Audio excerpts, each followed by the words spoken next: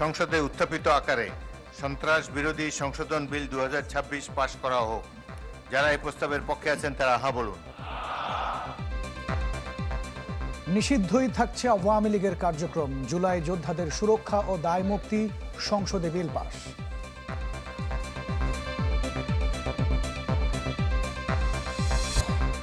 দু সপ্তাহের যুদ্ধবিরতি ইরান যুক্তরাষ্ট্রের, হরমুজ প্রণালী দিয়ে জাহাজ চলতে লাগবে টোল, ইরান জুড়ে উল্লাস।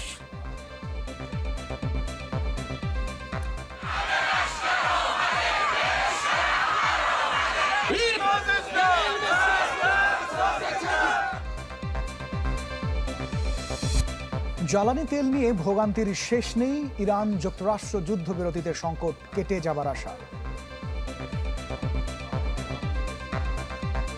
যুদ্ধবিরতিটা হোক এবং জনগণের মনে আবার শান্তি ফিরে আসুক। অনেক জাহাজ আটকে আছে হরমুজ প্রণালীতে, তারা চট্টগ্রাম বন্দরে আসলে মনে হয় আমরা তেল পাবো। হাম উপসর্গে 24 ঘন্টায় 10 শিশুর মৃত্যু, সারা দেশে টিকা কর্মসূচি এগিয়ে আনলো সরকার, শুরু 20 এপ্রিল।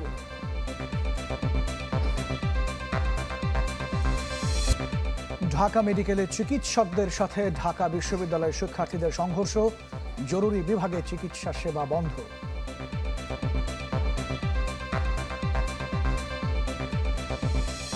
এখন আর বাংলাদেশ ক্রিকেট বোর্ড এটা নাই, এটা হয়ে গেছে বাপের দোয়া ক্রিকেট বোর্ডে পরিণত হয়েছে।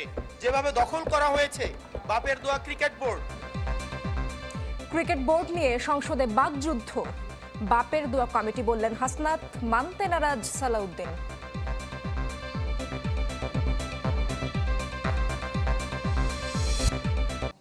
পুরো খবর। নিষিদ্ধই থাকছে আওয়ামী লীগের কার্যক্রম, সংসদে পাশ হলো সন্ত্রাস বিরোধী সংশোধন আইন। এই আইন না মানলে শাস্তির বিধানও রাখা হয়েছে। বাদ দেয়া হয়েছে বঙ্গবন্ধু পরিবারের সদস্যদের নিরাপত্তার বিধান। এদিন সংসদে পাশ হয় জুলাই যোদ্ধাদের সুরক্ষা এবং দায় মুক্তির বিলও।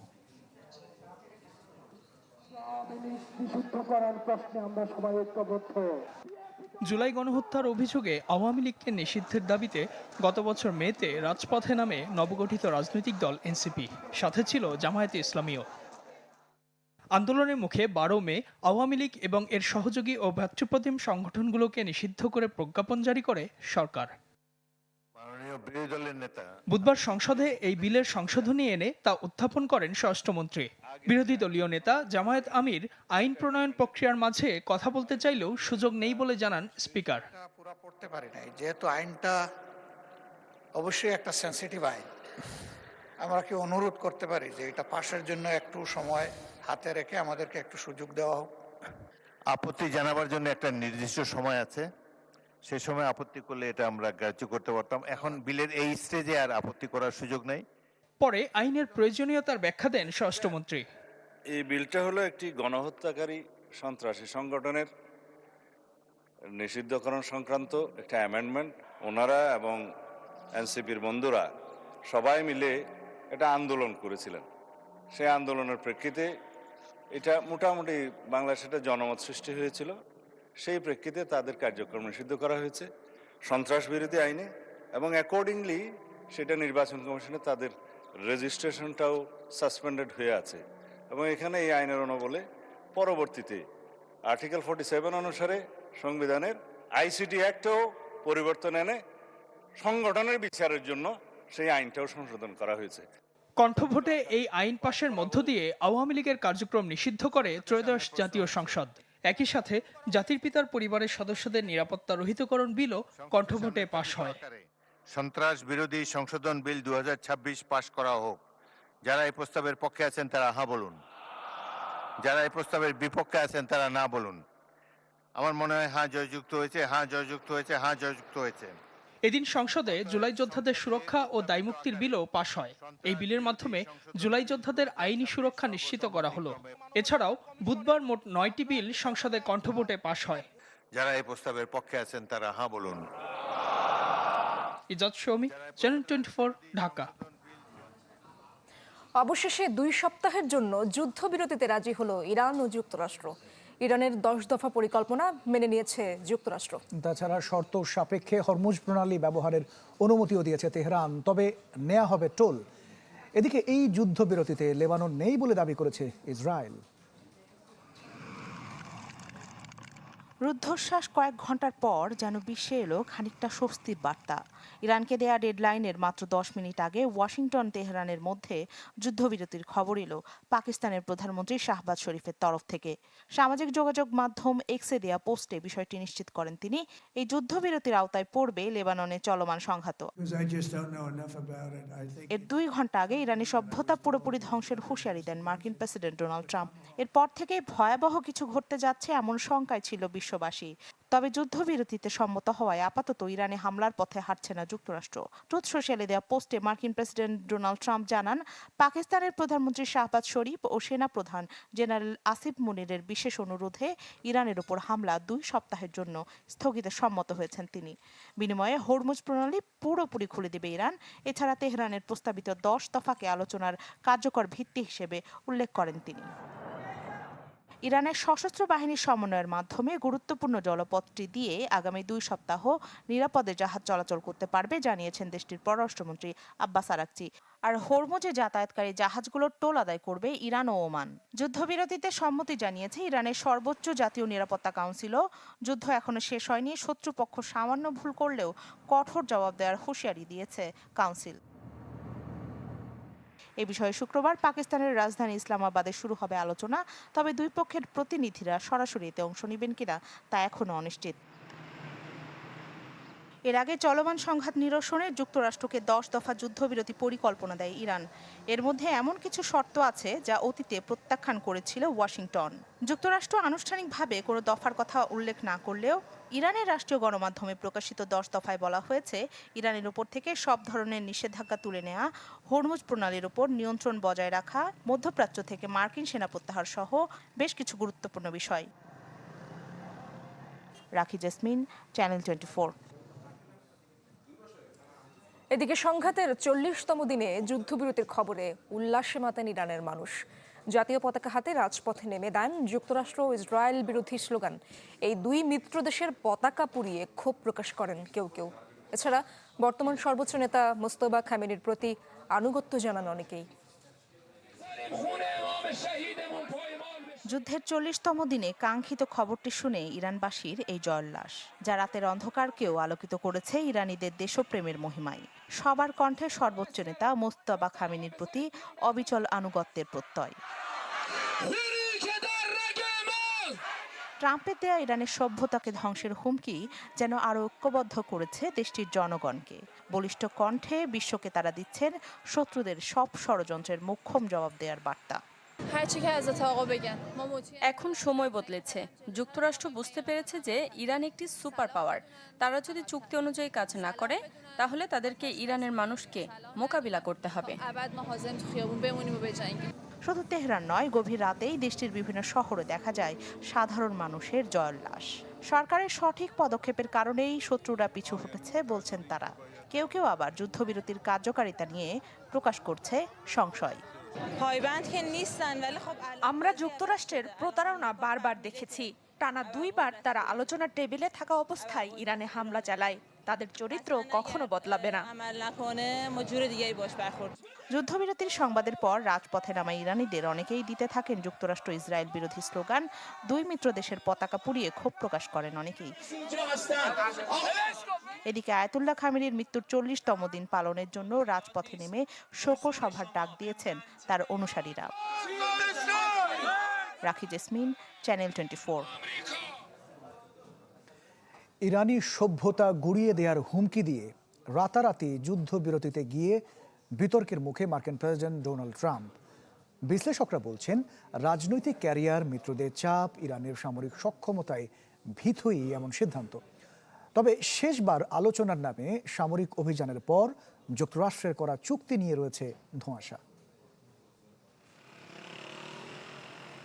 সাময়িক সময়ের জন্য হলেও থেমেছে ইরান যুদ্ধের দামামা। তবে এই স্বস্তির আড়ালে যুক্তরাষ্ট্রকে দিতে হয়েছে বড় ধরনের কৌশলগত ও কূটনৈতিক মাশুল। মধ্যপ্রাচ্যে 25টির বেশি মার্কিন ঘাঁটি, রণতরী, বিপুল মার্কিন সেনা আর ইসরায়েলের মতো সামরিক মিত্র নিয়েও ইরানকে ধরাশায়ী করতে পারেনি যুক্তরাষ্ট্র। 1 মাসের বেশি হামলা চালিয়েও তেহরানের 50% সামরিক সক্ষমতা ধ্বংস করতে পারেনি প্রতিপক্ষ। মধ্যপ্রাচ্যের অন্য দেশগুলোতে টানা হামলা আর হরমুজ প্রণালী বন্ধ করে আন্তর্জাতিক মহলে যুক্তরাষ্ট্রকে ভিলেন বানিয়েছে তেহরান। বিশ্বজুড়ে তৈরি জ্বালানি সংকট থেকে মধ্যপ্রাচ্যে ব্যাপক ক্ষয়ক্ষতির দায়ভার গেছে যুক্তরাষ্ট্রের কাঁধে। আন্তর্জাতিক বিশ্লেষকদের মতে যুক্তরাষ্ট্র ও ইসরায়েল ইরানের বিরুদ্ধে বড় ধরনের যুদ্ধ শুরু করলে ক্ষতিগ্রস্ত হতো ট্রাম্পের রাজনৈতিক ভবিষ্যৎ। গেল কয়েকদিনে ইরানি আকাশসীমায় আইআরজিসির শক্তিমত্তা ভাবিয়ে তুলেছে ট্রাম্প প্রশাসনকে। তাই বিপুল সেনা হতাহতের আগেই যুদ্ধবিরতির সিদ্ধান্তকে প্রাধান্য দিয়েছে যুক্তরাষ্ট্র। শুরুতে কঠোর অবস্থানের ইঙ্গিত দিলেও বাস্তবে মার্কিন পরিকল্পনা ছিল ভিন্ন। ভয়াবহ হামলার ইঙ্গিত দিয়ে এমন এক প্রেক্ষাপট তৈরির চেষ্টা করেছেন ট্রাম্প, যাতে মনে হয় চুক্তিটি তার শর্তেই হয়েছে। তবে বাস্তবে চুক্তির শর্তাবলী ইরানের প্রস্তাবিত পরিকল্পনার কাছাকাছি বলে মনে করা হচ্ছে, কেননা ইরানের প্রস্তাবিত 10 দফা বেশি গ্রহণযোগ্য বলে স্বীকার করেছেন খোদ মার্কিন প্রেসিডেন্ট। ইরানের ট্রাম্পের হামলা, হুমকি, অতঃপর সবচেয়ে ধ্বংসক্ষয়ী দিনে যুদ্ধবিরতি মেনে নেয়ায় প্রেসিডেন্টের মানসিক স্বাস্থ্য নিয়ে প্রশ্ন উঠছে নানা মহলে। বিশ্লেষকদের মতে যুদ্ধবিরতি চুক্তি দীর্ঘমেয়াদে সংকটে ফেলেছে যুক্তরাষ্ট্রের ভাবমূর্তি ও আঞ্চলিক আধিপত্য। যদিও অস্থায়ী এই সমঝোতা ইরান যুক্তরাষ্ট্রকে সহজে বিশ্বাস করছে না বলে মত বিশ্লেষকদের, কেননা গেল 1 বছরে দুবার আলোচনার মাঝেই যুক্তরাষ্ট্র ও ইসরায়েল ইরানে হামলা চালিয়েছে, যে কারণে নিরাপত্তার নিশ্চয়তা চেয়েছে Tehran. Waliullah Faruk, channel 24। Iran যুক্তরাষ্ট্রের 2 সপ্তাহের যুদ্ধবিরতিকে স্বাগত জানিয়েছে বাংলাদেশ। এই অঞ্চলে উত্তেজনা প্রশমনের পথে এটি একটি উৎসাহব্যঞ্জক পদক্ষেপ বলে মনে করে পররাষ্ট্র মন্ত্রণালয়। পররাষ্ট্র মন্ত্রণালয়ের বিবৃতিতে বলা হয়, বাংলাদেশ আশা করে সব পক্ষ এই যুদ্ধবিরতিকে সম্মান করবে, সুযোগটিকে গঠনমূলকভাবে কাজে লাগাবে এই অঞ্চলে স্থায়ী শান্তি ও স্থিতিশীলতা পুনরুদ্ধারের জন্য। যুদ্ধবিরতি বাস্তবায়নে কূটনৈতিক প্রচেষ্টায় যুক্ত পক্ষগুলোর প্রতি কৃতজ্ঞতাও জানায় পররাষ্ট্র মন্ত্রণালয়। সব বিরোধ সংলাপ ও কূটনীতির মাধ্যমে সমাধান করা সম্ভব বলেও মনে করে ঢাকা।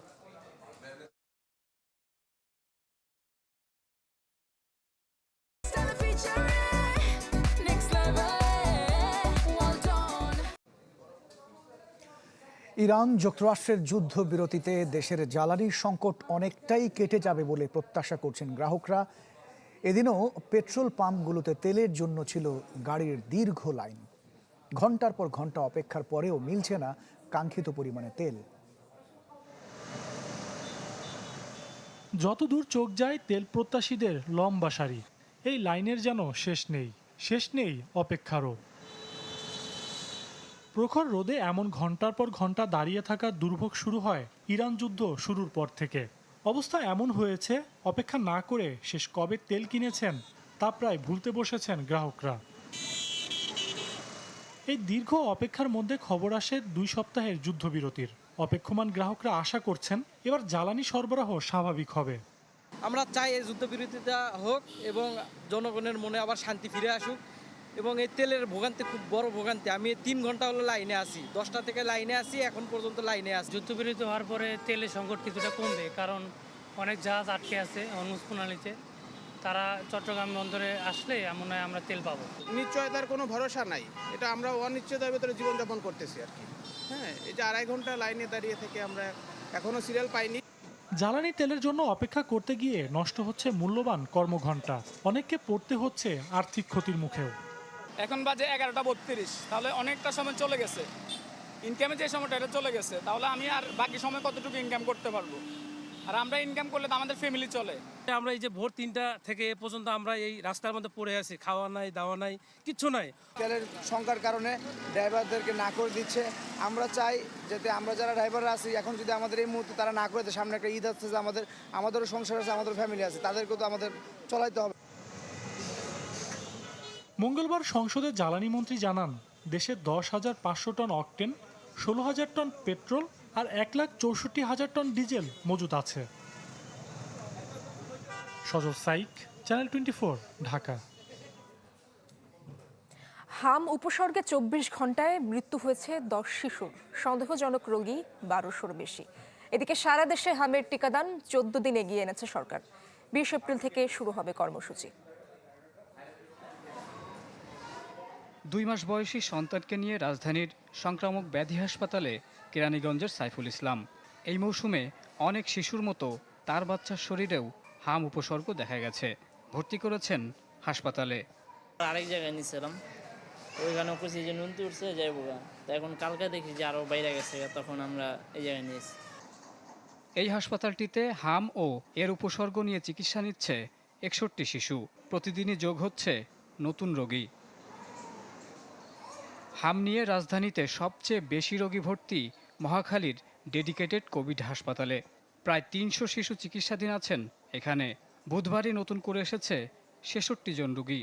জ্বর এলে ঈদের পর থেকে ছিল, জ্বর থেকে এই হাম দেখা দিয়েছে এলো যে 3 দিন। ওইখানে মাদারপুর একদিন ছিলাম, তারপরে এখানে এসে গেছি কালকে। দেশে যারা কর্তব্যরত তাদের এই দায়িত্বগুলো নেওয়া উচিত, আর তাদের মাধ্যমে কিন্তু আমরা দেশের মানুষ ভালো থাকতে পারি। 8 দিন যাবত আছি, হামের গুড়াগাড়ি যে একটু কমছে, জ্বরটা কমছে না, শ্বাসকষ্ট রয়ে গেছে আর কি, শ্বাসকষ্ট এখনো কমে না। হামের প্রাদুর্ভাব শুরু হওয়ার পর হাসপাতালে সবচেয়ে বেশি ভর্তি হয়েছে ঢাকা বিভাগে। নিশ্চিত হামে মৃত্যুর সংখ্যাও এ বিভাগেই বেশি। এরপরই আছে বরিশাল, চট্টগ্রাম, রাজশাহী ও রংপুর বিভাগ। এসব বিভাগের বিভিন্ন জেলায় বাড়ছে হাম রোগীর সংখ্যা। হাম কেবল একটি ভাইরাস নয়, এটি একটি ইমিউন অ্যামনেশিয়া তৈরি। এদিকে জাতীয় সংসদে সংসদ সদস্য রুমিন ফারহানার প্রশ্নের জবাবে স্বাস্থ্যমন্ত্রী জানিয়েছেন, সারা দেশে হামের টিকাদান কর্মসূচি 14 দিন এগিয়ে এনে 20 এপ্রিল থেকে শুরু করবে সরকার। এখন চলছে 18 জেলায়। We have been able to collect the necessary vaccines from UNICEF by this time, and so we are expediting the vaccination program all over the country from 20th of this month. আমরা 14 দিন এগিয়ে নিয়ে আসছি। from 3rd May থেকে আমরা এটা আগামী 20 তারিখ থেকে ইনশাআল্লাহ শুরু করব। বিশেষজ্ঞ চিকিৎসকরা বলছেন, মূলত প্রতিরোধ ক্ষমতার ঘাটতিতেই বাড়ছে হাম সংক্রমণ। বিশেষ করে গেল 2 বছরে যেসব শিশু বিভিন্ন কারণে হামের টিকা নিতে পারেনি, তারাই সবচেয়ে বেশি আক্রান্ত হচ্ছে। মোহাম্মদ শফিক, চ্যানেল 24, ঢাকা। আপনারা দেখছেন সন্ধ্যে 7টার খবর। আগামীকাল বগুড়া 6 আসনের উপনির্বাচনে ভোট। সুষ্ঠু নির্বাচন আয়োজনে এরই মধ্যে সব প্রস্তুতি শেষ করেছে নির্বাচন কমিশন। আজকে সকাল থেকে ব্যালট বক্স এবং নির্বাচনী সরঞ্জাম ভোট কেন্দ্রগুলোতে পাঠানো হয়। এর মধ্যে 53টি কেন্দ্রকে ঝুঁকিপূর্ণ এবং 5টিকে অতি ঝুঁকিপূর্ণ হিসেবে চিহ্নিত করেছে প্রশাসন। এসব কেন্দ্রে অতিরিক্ত পুলিশ এবং আনসার সদস্য মোতায়েন থাকবে। এছাড়া মাঠে থাকবে সেনাবাহিনী, বিজিবি এবং র্যাব। এদিকে স্থগিত হওয়া শেরপুর 3 আসনেও আগামীকাল ভোট গ্রহণ। 128টি ভোট কেন্দ্রে পাঠানো হয়েছে ব্যালট বক্স এবং প্রয়োজনীয় সরঞ্জাম। সকাল 7:30 থেকে 4:30 পর্যন্ত চলবে ভোট।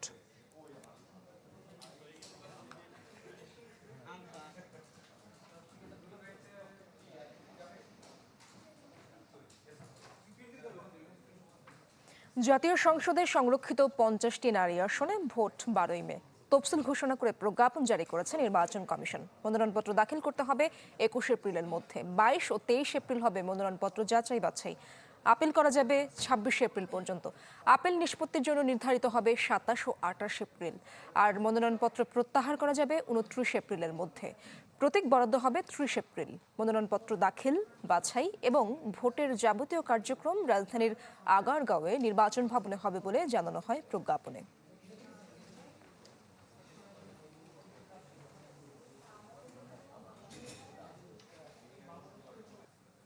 দেশের সব উপজেলা সদরে একটি করে মহিলা কলেজ সরকারি করার বিষয়টি ইতিবাচকভাবে বিবেচনা করছে সরকার। জাতীয় সংসদে প্রশ্নোত্তর পর্বে প্রধানমন্ত্রী তারেক রহমান একথা জানান। সরকার প্রধান আরও বলেন, সরকার নারী শিক্ষার প্রসার এবং নারীর ক্ষমতায়ন ও শিক্ষার সমান সুযোগ নিশ্চিতে বদ্ধপরিকর। অন্য এক প্রশ্নে সংসদকে তিনি জানান, দেশের নাগরিকদের সামাজিক নিরাপত্তা নিশ্চিতে ব্যক্তি নয়, পরিবারই উন্নয়নের মূল একক। এই দর্শনে ফ্যামিলি কার্ড কর্মসূচি হাতে নিয়েছে সরকার।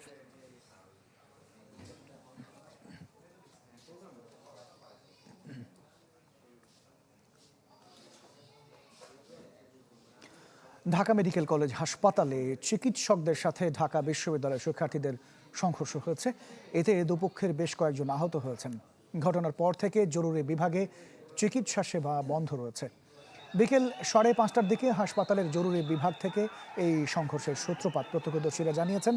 ঢাকা বিশ্ববিদ্যালয়ের এক শিক্ষার্থী চিকিৎসার জন্য বিকেলে জরুরি বিভাগে আসেন।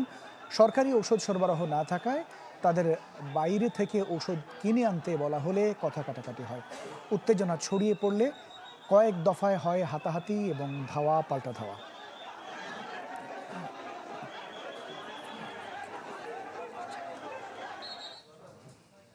দর্শক, এই বিষয়ে আরও জানার চেষ্টা করব। সহকর্মী হিরণ খান আমাদের সাথে যুক্ত আছেন। হিরণ, আমরা যেমনটি বলছিলাম যে জরুরি বিভাগের সেবা তো বন্ধ রয়েছে, সাধারণ যারা চিকিৎসা নিতে আসছেন তারা কিভাবে ট্রিটমেন্ট নিচ্ছেন এবং ডাক্তাররা কিছু বলছেন কিনা এবং শিক্ষার্থীরা কি বলছেন?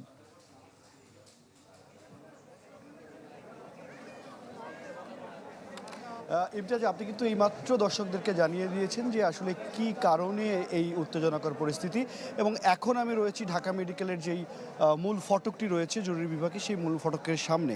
এবং এইখানের চিত্র আপনাকে দেখাতে চাই। 5:30 থেকে এই ঘটনা, তারপরে কিন্তু আসলে প্রথমেই এই মূল ফটকটি বন্ধ করে দেওয়া হয় এবং এই মূল ফটকটি বন্ধ করে দেওয়ার সাথে সাথে কিন্তু আইন শৃঙ্খলা বাহিনীর সদস্যরা তারা এখানে অবস্থান নেন যাতে কোনো ধরনের অপ্রীতিকর কোনো ঘটনা না ঘটে, সেটি কিন্তু আসলে তারা নজরদারিতে রেখেছেন। এবং আপনি দেখতে পাচ্ছেন যে মূল ফটকের যেই গেটটি রয়েছে সেই গেটটি বন্ধ রয়েছে এবং ভিতরে ঢাকা মেডিকেলের যারা শিক্ষার্থীরা রয়েছেন তারা রয়েছেন এবং ডাক্তাররা রয়েছেন। ছোট করে যদি আমি একটু শুনতে চাই, একটু যদি বলেন ভিতরে কি অবস্থা, আপনাদের কোনো রকম কোনো অভিযোগ আছে কিনা একটু যদি বলেন। অভিযোগ তো শুরু থেকেই আছে, কোনটা শুনতে চাইতেছেন বলেন? আপনাদের স্পেসিফিক কোনো অভিযোগ থাকলে আপনারা বলেন। অভিযোগ হইতেছে, দেখেন ওরা এখানে ক্রাউড করে রাখছে কিসের জন্য? ওদের প্রাইড প্রদর্শন করার জন্য, যে আমরা ঢাবি ক্যাম্পাস, আমরা যেখানে যাইবো সেখানে আমাদেরকে ভিআইপি ট্রিটমেন্ট দেওয়া লাগবে, ভিআইপি হচ্ছে গিয়ে প্রিন্সেস বা হচ্ছে গিয়ে কিং ট্রিটমেন্ট দেওয়া লাগবে, এমন একটা অবস্থা। বাট রোগীর ক্ষেত্রে তো এটা পসিবল না, তাই না? পরিস্থিতি আসলে কতক্ষণ থাকবে? যতক্ষণ পর্যন্ত ওনারা ক্রাউড ক্লিয়ার করতেছে, যারা হামলাকারী ছিল ওদেরকে আমাদের কাছে শনাক্ত করার জন্য যথেষ্ট এভিডেন্স দিচ্ছে, ততক্ষণ পর্যন্ত আমাদের জিনিসটা চলবে।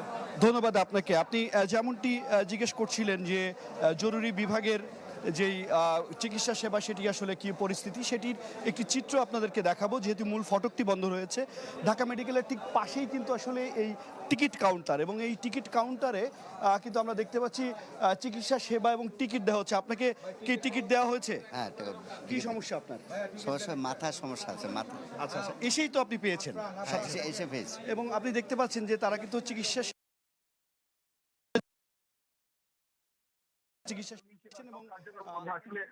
চেষ্টা করি যে যেটা বলা হচ্ছে যে জরুরি সেবার সব কার্যক্রম বন্ধ। আসলে প্রকৃত অর্থে জরুরি সেবার পুরোপুরি কার্যক্রম এখনো বন্ধ নয়।